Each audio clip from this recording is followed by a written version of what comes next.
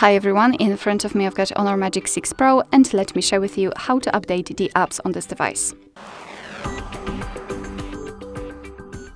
So let's start with making sure that you've got the internet connection, it is required, and then let's enter the Play Store.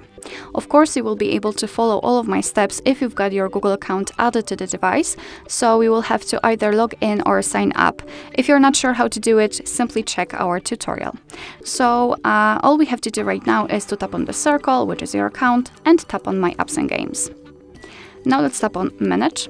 And as you can see here, we've got the list of all installed apps. All we have to do is to tap on Updates Available, and as you can see here, we've got the list of the updates. So just find the apps you'd like to update and mark them. Of course, you can mark all. Let me choose maybe those, and then tap on Update icon in the right upper corner.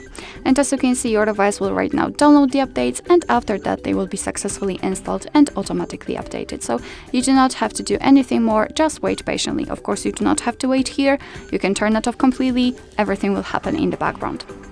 Alright, so that will be all. Thank you so much for watching. I hope that this video was helpful, and if it was, please hit the subscribe button and leave the thumbs up.